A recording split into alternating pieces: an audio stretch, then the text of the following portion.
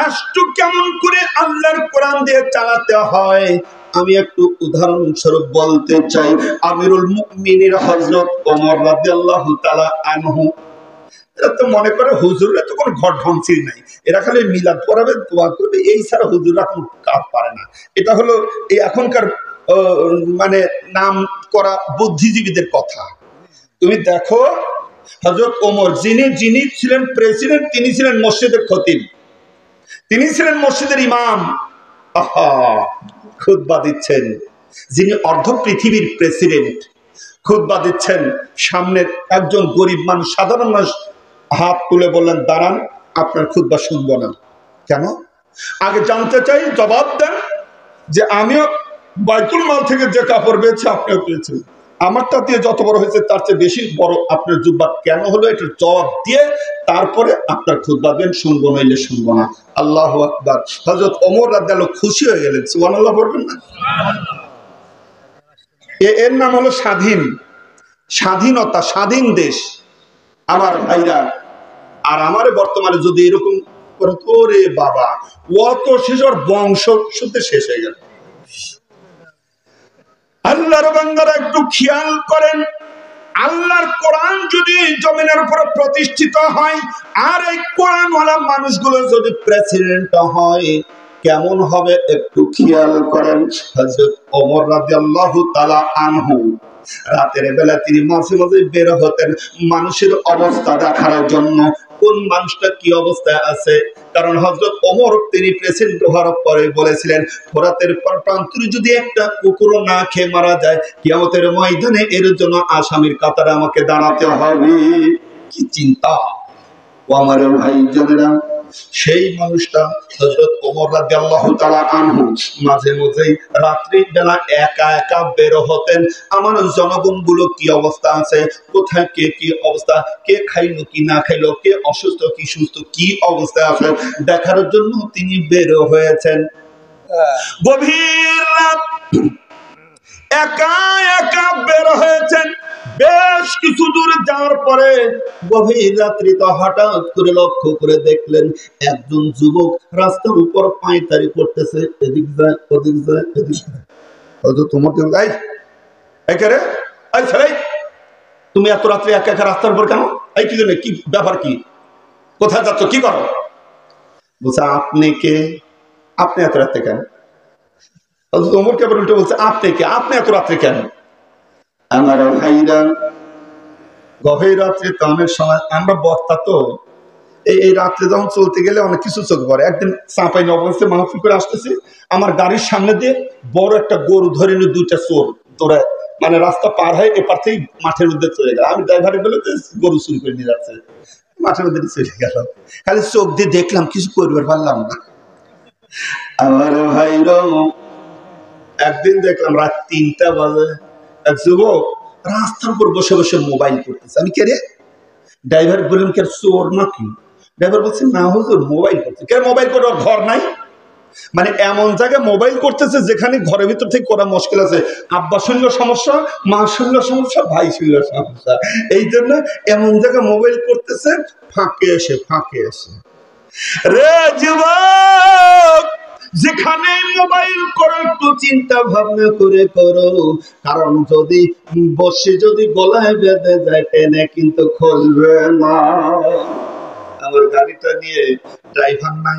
কোথায় গেছিলেন? হুজুর, একটু ঝিনাইদা গেছিলাম। কেন? হুজুর, এই কিছু মানুষ এসে মেম্বার সহ আমাকে ধরলে যে এখন যাওয়া লাগবে ঝিনাইদা। কি ব্যাপার, কি জন্য? বলছে, আমাদের নাটোরের ছেলে আর ঝিনাইদার মেয়ে মোবাইলে খালি বুঝে নিন, সব বলবো না, মোবাইলে ওখান থেকে মেয়ে বলছে চলে আসো, নাটোর থেকে চলে গেছে। যেই গেছে দিছে আটকা দিয়ে ঘুষানি শুরু করছে, মার শুরু করছে, হয় বিয়ে করে লাগবে, না হলে 50,000 টাকা দিয়ে যাওয়া লাগবে। কি করে এখন ফোন করতে, মা আমি বিপদে পড়ে গেছি, মায়ের জানতো ওরা তাড়াতাড়ি বলছে আমার ছেলে বাঁচানো লাগবে, তুমি তাড়াতাড়ি লোকজন নিয়ে যাও। মেম্বার টেম্বার সাথে করে নিয়ে চলে গেছে। আমি শোনার পরে বললাম, দেখছো ভালোই করছো, বিয়ে দিয়ে বৌমা নিয়ে চলে আসবে। ড্রাইভার বলছে, হুজুর আপনি তো দেখেন নাই, আপনি তো বলবেনই। বল কেন? বলছে, হাই রে কালোর কালো, খালি কি কালো হুজুর বয়স আর খালার চেয়েও বড়, সে আর কি করবে, এই হাতে পা ধরে 20,000 টাকা দিয়ে উদ্ধার করে নিয়ে আসছে। যেখানে মোবাইল করো একটু চিন্তা করে করুক, গলায় যদি বর্ষি বেঁধে যায় টেনে কিন্তু ঘষবে না। আরে মোবাইল রে, সব চলে গেল, পড়াশোনা সব চলে গেছে, খালি মোবাইল, খালি মোবাইল। আছে কি নাই? আপনার ছেলে পেলে এরকম? আমার এগুলো যায় দেখেন, পড়াশোনা নাই, খালি মোবাইল আসিল কি দোলা লাগিল, পড়াশোনায় মন বসে না। মোবাইল আসিল কি দোলা লাগিল, পড়াশোনায় মন বসে না। পেটে ভাত নাহি যাক, পরন কাপড় নাহি থাক, পেটে ভাত নাহি যাক, পরন কাপড় নাহি থাক, মোবাইল সারা দিন কাটে না। মোবাইল আসিল কি দোলা লাগিল, পড়াশোনায় মন বসে না। ঠিক কিনা? মুরব্বীরা বলছে ঠিক, আমি যুবকরা জিজ্ঞেস করতেছি ঠিক কিনা? রাত 12টার পরে পিঙ্কি যখন ফোন করে, দু চোখেতে ঘুম আসে না। রাত জাগিয়া ফোনে কথা বলিয়া, রাত জাগিয়া ফোনে কথা বলিয়া, ফজরের নামাজে ঘুম ভাঙ্গে না। মোবাইল আসিল কি দোলা লাগিল, পড়াশোনায় মন বসে না। ঠিক কিনা? যুবকরা রাত করবেন। আমার ভাইরাম বলতেছিলাম, হযরত ওমর রাদিয়াল্লাহু তাআলা জিজ্ঞেস করতেছে, যুবক, এই যুবক, এই তুমি এত রাতে রাস্তায় কেন? যুবক উল্টা আবার বলে, আপনি কেন? আপনি কি, আপনি এত রাতে রাস্তায় কেন? হযরত ওমর বলতেছে, যুবক, আমি হলাম আমিরুল মুমিনিন হযরত ওমর, আমি জনগণের অবস্থা দেখার জন্য এসেছি। আমার কোন জনগণ কি অবস্থায় আছে দেখার জন্য আমি এসেছি। যুবক বলতেছে, আমিরুল মুমিনিন, আপনি জনগণের অবস্থা দেখার জন্য এসেছেন, আপনি তো আপনার বাড়ির খবরই রাখেন নাই, আপনার বাড়ির খবরই তো জানেন না। এই যুবক কি বলো, আমার বাড়ির খবর জানি না মানে কি হয়েছে? আমিরুল মুমিনিন, যান আপনার বাড়িতে যান, দেখেন আপনার বাড়ির সামনে একটা লাশ পড়ে আছে। ও আমিরুল মুমিনিন, এই রাতের ভিতরে যদি আপনি কোনো ব্যবস্থা করতে না পারেন, সকালবেলা উঠে যখন মানুষ দেখবে আপনার বাড়ির সামনে লাশ পড়ে আছে, আপনি প্রেসিডেন্ট বলে কিন্তু ছাড়বে না। কি বলো তুমি? আমি তো এক্ষুনি আসতেছি। কই? বলে আপনি একটু যান। হযরত ওমর রাদিয়াল্লাহু তাআলা আনহু তিনি মহাবশে চলে আসলেন, বাড়িতে এসে ডাকতেছে স্ত্রীরে, আমার স্ত্রীর একটু দরজা খোলো, উঠো, দরজা খোলো তো, দরজা খোলো। ভিতর থেকে স্ত্রী বলতেছে, স্বামী, আমি জানি আপনি কোনোদিন মিথ্যা কথা বলেন না, কিন্তু আপনি আজকে বলে গেলেন আপনি অনেক দূরে যাবেন, এত তাড়াতাড়ি কেমনে আসলেন? বলে সব কথা হবে, আমি দরজা খোলো, দরজা খোলো। আমার ভাই জানেরা, আমাদের মা বোনরা এরকম অনেক সময়, রে মহিলা, আমার আম্মা জানেরা একটু শুনে রাখেন, স্বামী যদি কখনো বাহির থেকে আসে, বাহির থেকে আসার পরে যদি লক করে, স্ত্রীকে ডাকে, আর ওই স্ত্রী যদি খুশি খুশি মনে আমার স্বামী এসেছে এই খুশি খুশি মনে দরজা খুলে দেয়, সেই স্ত্রী যেন দরজা খুলল না, সে যেন তার নিজের জন্য জান্নাতের দরজা খুলে নিল। সুবহানাল্লাহ। তো আপনারা করতেছেন, কিন্তু আমাদের বউদের অবস্থা কি? যদি খালি স্বামীর একটু রাত 10টা বাজে কিংবা 10:30, এই যে এসে ডাকে, খোলা খোলা, উঠে দরজা খোলো, আমার এখন উঠার জন্য আমি ঘুমাইছি। কোন রকম কি করবে, ঢুকেছে, হাত পা মুখ চোখ ধোবো, পানি কো, টিউবওয়েল আছে ধুয়ে আসে, এখন যেন ঘুম ভাঙানো, আমরা বিরক্ত লাগছে। খাবার দেওয়া আছে, খাই, শিকার করেছে, পাইরি খাও, আমার এখন উঠার জন্য মানে ওই তো বোম ফেলে আছে, রাত 10টা। স্বামী মানুষ তো একবার দুইবার তিনবার দেখার পরে মেজাজ গেছে খারাপ হয়। লাঙ্গল বই তো আগে, ওর নাম কি বলতেন, ওই লাঠির নাম আপনার কি? হাইলাল রে, কুষ্টিয়ার ওইদিকে বলে নাইনলে ফান্টি, যাই হোক। হাইলে লরিটা কোন জায়গা থেকে, যেই বলেছে হাইলে লরি, বলছে মনে হয় আসতেছি না। না এখন কে রে মা বোনেরা, হাইলা লাঠি দেখানোর আগেই কথাটা শোনো, তোমার জন্য স্বামীরা হাইলা লাঠি বাইর করবে না। আমার ভাই জানেরা, আমার মা জানেরা, মায়েরা মনে করতেছে হুজুরকে আমার বিপক্ষে। না না না, আমি মা বোনদের কখনো বিপক্ষে না, আমি চেষ্টা করি মাদের পক্ষে কথা বলার জন্য। আল্লাহর নবীর কাছে একজন যুবক এসে প্রশ্ন করতেছে, ইয়া রাসূলুল্লাহ, ইয়া হাবিবাল্লাহ, হুজুর গো, একজন স্ত্রী তার স্বামীর খেদমত করবে, এটা আমাদের জানা আছে, আপনার কাছে জানতে চাই, একজন স্বামী কি তার স্ত্রীর উপর কি কোনো হক আছে? একজন স্ত্রী তার স্বামীর খেদমত করবে, এটা আমরা জানি, তো একজন স্বামীর কি তার স্ত্রীর উপর কোনো হক আছে? আল্লাহ নবী বলেন 5টা হক। একজন স্বামী তার স্ত্রীর উপরে 5টা হক। কয়টা? আর একটু জোরে, জোরছে বলেন। 5টা হক। 1 নম্বর হলো, আল্লাহর নবী বললেন 1 নম্বর হক হলো, তুমি যা খাবে তাকেও তাই খাওয়াবে। তুমি যা খাবে তাকেও তাই খাওয়াবে।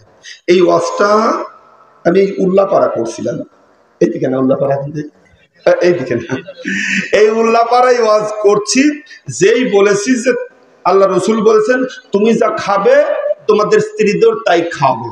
সামনে থেকে এক যুবক বলছে, হুজুর তা আমরা যে বিড়ি খাই আরও বিড়ি খাওয়াবো। চিন্তা করবেন, একবার আমার ডাইরেক্ট ধরে দিল, আমি মুখ সাজি গেল, বলছে হুজুর আপনি যে বললেন তোমরা যা খাবে তারাও তাই খাওয়াবে, তা আমরা বিড়ি খাই আরো বিড়ি খাওয়াবো।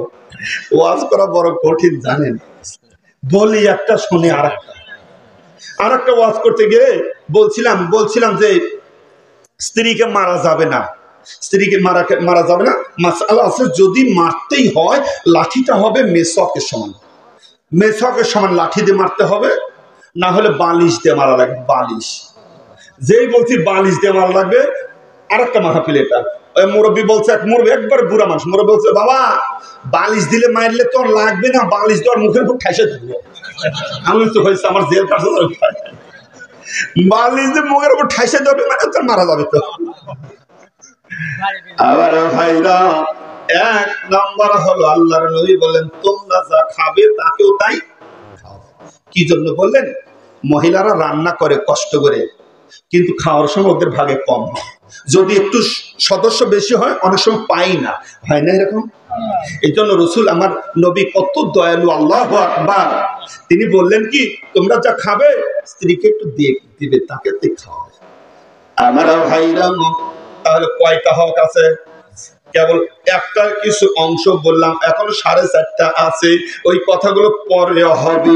আমি বলতেছিলাম হযরত ওমর রাদিয়াল্লাহু তাআলা আনহু স্ত্রীকে ডাক দেন, স্ত্রী একটু উঠো, তাড়াতাড়ি উঠো। স্ত্রী দরজা খুলে দিলেন, স্বামী গো আপনাকে কেমন লাগতেছে কেন?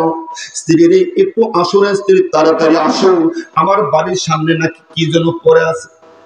লণ্ঠন নিয়েই যখন আলো নিয়ে স্বামী স্ত্রী দুইজন যখন ঘরের সামনে চলে আসছেন, বাড়ির সামনে এসে দেখতেছে একটা বস্তা পড়ে আছে, একটা বস্তা, আর বস্তার মধ্যে কি যেন, বস্তার নিচ দিয়ে তাজা রক্ত গড়ে গড়ে যাচ্ছে।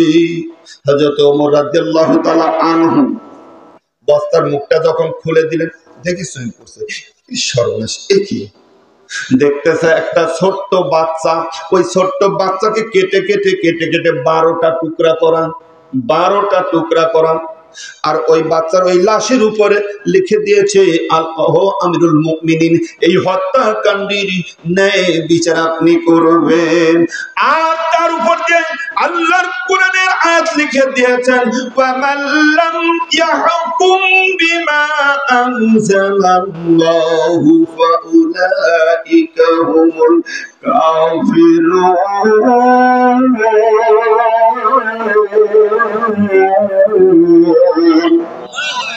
আল্লাহর বিধান অনুযায়ী, আল্লাহর কোরআন অনুযায়ী যারা বিচার ও ফায়সালা করে না, ওরা কাফের, ওরা জালিম, ওরা হলো ফাসিক। যারা বিচার করেন একটু চিন্তা ভাবনা করে করেন। আমার ভাই জানেরা, আয়াত লেখা নিচে লেখা হয়েছে আমিরুল মুমিনিন, এটা আপনি ন্যায় বিচার করবেন। হযরত ওমর চিন্তা করেন, যে হত্যা করেছে কয়টা টুকরা করেছে? 12টা টুকরা করা। আবার আবার আবার যে ন্যায় বিচার চাই, এ কেমন কথা রে? হত্যা করে আবার ন্যায় বিচার চেয়েছে, একটু কেমন যেন লাগে না? আমার ভাইরা, আর আমাদের দেশে হলে তো ওরা খালি হত্যা করার পরে খালি ছুটতে পারে না। আমার ভাই জানারা, হযরত ওমর রাদিয়াল্লাহু তাআলা আনহু চারিদিকে লোক গোয়েন্দা পাঠিয়ে দিলেন খোঁজ নেওয়ার জন্য কে এই হত্যাকাণ্ড করেছেন।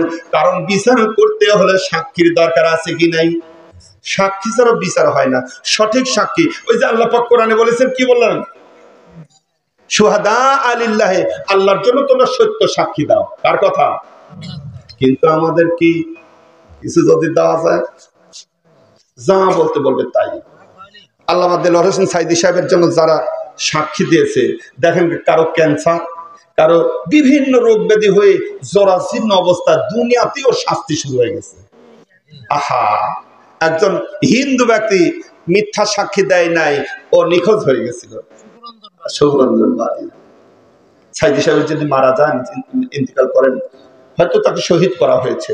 আহা, ওই বেচারা এসে চোখের পানি ছেড়ে দিয়ে কেঁদেছে। আল্লাহর বান্দারা, বলতেছিলাম হযরত ওমর রাদিয়াল্লাহু তাআলা আনহু চিন্তা করতে লাগলেন, সঠিক বিচার করতে হলে সাক্ষীর দরকার। ঘুষ খেয়ে সাক্ষী দেবা, ওই সাক্ষী দেওয়ার কারণে তোমাকে জাহান্নামে যাওয়া লাগে। সাফ সাফ কথা, সাফ কথা।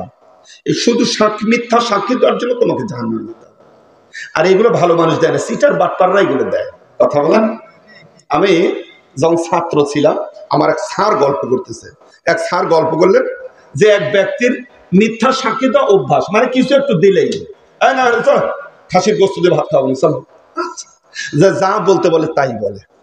তো এক বেচারার একটা সাক্ষী দেওয়া লাগবে কোর্টে, ওই সাক্ষী আসে নাই। ও তো পাগল হয়ে গেছে, আমার সাক্ষী কই পাই? সাক্ষী বের হয়ে দেখে যে ওই ওই যে লোকটা মিথ্যা সাক্ষী দেয়, ও ভোটে ভাই ভাই ভাই একটু আসেন ভাই, আমার একটা সাক্ষী দেওয়া লাগবে, পেট ভরে খাওয়াবো না, পকেটেও কিছু দেবো না।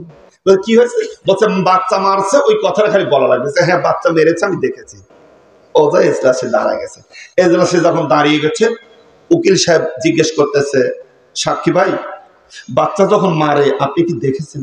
হ্যাঁ, আমার নিজের চোখের সামনে। কি করে যে মারল রে, কি আফসোস।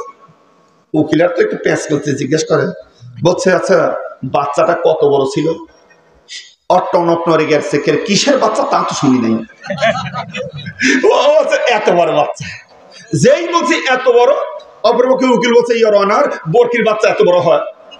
যেই বলছে বরকির বাচ্চা, নিজ আর হাত ঢুকাতে, স্যার এই হাতে পিঠ চুলকাচ্ছিলেন স্যার, এত বড়। মানে সিটার বাটপারের এই কাজ। আবারে ভাইরা, হযরত ওমর রাদিয়াল্লাহু তাআলা আনহু সঠিক বিচার করার জন্য সাক্ষী খোঁজ করতেছেন। চারিদিকে গোয়েন্দার লোক সেট হয়ে গেছে। সারাটা দিন ধরে অনেক খোঁজাখুঁজির পরেও কোনো সাক্ষী মেলে না, কোনো খোঁজ মেলে না। চিন্তার মধ্যে পড়ে গেলেন হযরত ওমর, ঘেমে যাচ্ছেন, অস্থির হয়ে যাচ্ছেন। কি করে বিচার করব? কারণ বিচার যদি অন্যায় হয়, অবিচার হয়, তাহলে ওই বিচারটা আল্লাহ দ্বিতীয়বার আবার করবেন। আর ওই দিন এই আজকে যারা আসামি, সেই দিন তারা হবে বাদী, আর আজকের যারা বাদী, যারা বিচারক, তারা হবে আসামি। আল্লাহ হবেন বিচারক। আলাইসাল্লাহু আল্লাহ হলেন সকল বিচারকের শ্রেষ্ঠ বিচারক। আজকে যারাই তোমরা বিচার করেছো, ফাঁসি দিয়েছো, রিমান্ড দিয়েছো, আহা, মনে করে যায় ঠাকুর গায়ের সেই দেলোয়ার ভাইয়ের কথা। ঠাকুর ভাইয়ের দেলোয়ার ভাই, আহা, ছাত্র নেতা ছিলেন। তার অপরাধ একটাই, তিনি স্লোগান দিয়েছিলেন,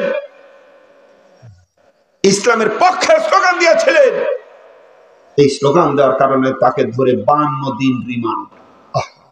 যখন তাকে হুইল চেয়ারে করে আদালতে নিচ্ছেন, তিনি কোন রকমের জ্ঞান আছে, আদালতে নিচ্ছেন, মা দূর থেকে তাকায়, দুটো চোখ বেয়ে দর দর করে পানি পড়তেছে। ভাই দেলোয়ার হোসেন ডাক দিয়ে বলে, মা কেঁদো না, মা কেঁদো না, ও মা তুমি কেঁদো না। আমার ভাই হযরতে বেলাল হযরতে খাব্বাবকে এর চেয়ে বেশি কষ্ট দিয়েছি, কেঁদো না মা, তুমি কেঁদো না। মা বলতেছে, বাবা আমি সেই জন্য কাঁদি না, আমার মন বলতেছে, আমার মনে সন্দেহ হচ্ছে আমার ছেলেকে অত্যাচার জুলুম নির্যাতন করার কারণে, বারবার রিমান্ড দেওয়ার কারণে না জানি কখন আমার ছেলে সঠিক পথ থেকে বিচ্যুত হয়ে যায়, আমি এই ভয়ে কাঁদি। আল্লাহু আকবার। জেল দিয়ে হত্যা করে রিমান্ড দিয়ে ইমানদারদেরকে দাবিয়ে রাখা যায়। তোমরা মনে করেছো মনে শেষ, কিন্তু যে ভিতর দিয়ে আরো এত যে গড়ে উঠেছে তোমরা টের পাও নাই, এখন টের পাচ্ছ, আরো পাবে ইনশাআল্লাহ। আমার ভাই জেনারা, হযরত ওমর রাদিয়াল্লাহু তাআলা আনহু বিচার করবেন, কিন্তু কোনো সাক্ষী নাই, প্রমাণ নাই, তিনি টেনশনে পড়ে গেছেন, অস্থির হয়ে যাচ্ছেন, ঘেমে যাচ্ছেন। কষ্ট লাগে? আর একটু কি চলবে? আল্লাহর বান্দারা, বিকাল যখন ঘনিয়ে আসে, হযরত ওমরের বাড়িতে তার স্ত্রীকে কাজের জন্য সহযোগিতা করে একজন মহিলা। এই মহিলাটা সামনে এসে বলতেছে, আমিরুল মুমিনিন, ওই সন্তানকে কে হত্যা করেছে আমি তথ্য দিতে পারবো। হ্যাঁ তুমি পারবা? এই এতক্ষণ বলো না কেন, বলো বলো বলো, কে একটু হত্যা করেছে? বলছে, ওই যে জঙ্গল দেখা যায়, ওই জঙ্গলের ভিতরে একটা বাড়ি আছে, আর ওই বাড়িতে একটা মহিলা আছে, ওই মহিলাকে যদি জিজ্ঞাসাবাদ করেন তাহলে তথ্য পেয়ে যাবেন। সঙ্গে সঙ্গে হযরত ওমর রাদিয়াল্লাহু তাআলা আনহু তার বাহিনী নিয়ে গোটা বাড়ি ঘেরাও করলেন। বাড়ি ঘেরাও করার পরে নিজে যে বাড়ির সামনে দাঁড়ায়, এই কে আছেন বাড়িতে, বের হাসেন, বাড়িতে কে আছেন বের হাসেন। একজন মুরব্বী, একদম মুরব্বী মানুষ বের হয়ে আসলেন। বাবা কাকে চাই? বলছে, এবার তার কেউ আছে? আমার একটা মেয়ে আছে, এছাড়া কেউ নেই, ডাকেন আপনার মেয়েকে ডাকেন। মেয়েকে ডাকা হলো। মেয়ে যখন সামনে চলে আসছে, এই মেয়ে, আমি খলিফা হযরত ওমর, আমি আসছি তোমার কাছে একটা তথ্য জানার জন্য, তুমি সঠিক তথ্য বলবা, আমি ন্যায় বিচার করবো, আল্লাহ কোরআন দিয়ে ন্যায় বিচার করবো। আর যদি তুমি সঠিক তথ্য না দাও, সঠিক কথা যদি না বলো, তাহলে আমি তোমাকে রিমান্ড দিতে বাধ্য হব। আমি খলিফা হযরত ওমর বলছিলাম, আমিরুল মুমিনিন। মেয়েটা বলতেছে, আমিরুল মুমিনিন কি তথ্য চান বলেন, আমি সঠিক কথা বলবো। হযরত ওমর বলতেছে, রে মেয়ে, আমার বাড়ির সামনে একটা লাশ, ছোট্ট একটা বাচ্চা, কেটে কেটে কয়টা টুকরা? 12টা টুকরা করা। আমি জানতে চাই এই হত্যাকাণ্ড কে করেছে? মেয়েটা চুপ মেরেছে। বলো। চুপ মেরে থেকে দুটা চোখ বেয়ে দর দর করে পানি পড়তেছে। আমিরুল মুমিনিন, এই হত্যাকাণ্ড আমি করেছি। তুমি করেছো? হ্যাঁ আমি করেছি। আহা, কারই সর্বনাশটা করলে? কোন মায়ের সন্তানকে তুমি মারলে? আহারে, মাত্র হয়তো 1-1.5 বছর বয়স হবে, এই ছেলে কি অপরাধ করলো, এই বাচ্চা কি অপরাধ করেছে, তার কেটে কেটে তুমি 12টা টুকরা করেছো। তুমি কি মানুষ না অন্য কিছু? কোন মায়ের সন্তান, কার মাথায় তুমি বাড়ি দিয়েছো?